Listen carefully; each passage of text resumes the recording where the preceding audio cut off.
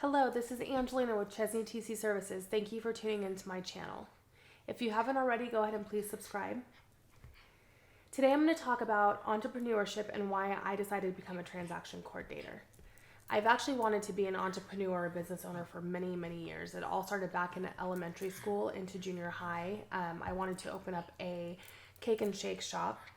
And throughout high school, I worked a couple jobs and I found this amazing job. It was at a coffee shop. And I was a barista for a couple months. And then within 3 months, I became a manager of the coffee shop. And that just expanded my views and my need and my want to become a entrepreneur. And so I worked there for about a year. And I loved it. I was in charge of all of the staff. I was in charge of the marketing and the managing of all of the bands that came in because they had bands and different events that they put on all the time. And it just really expanded my vision of wanting to become an entrepreneur.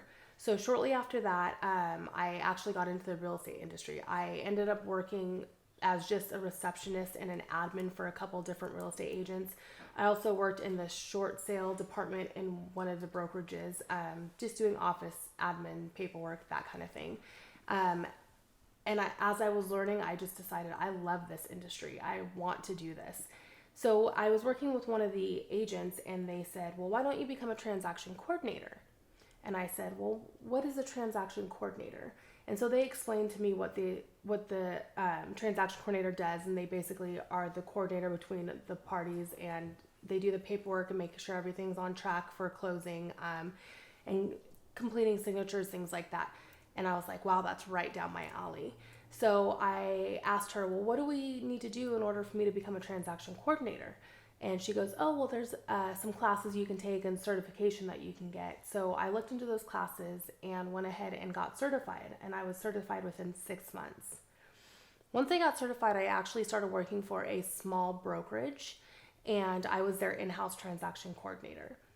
And I did that. That was great. They helped me. They mentored me, kind of showed me the ropes on what I needed to do throughout the transaction, what documents are needed, checklists that I needed to follow, things of that sort.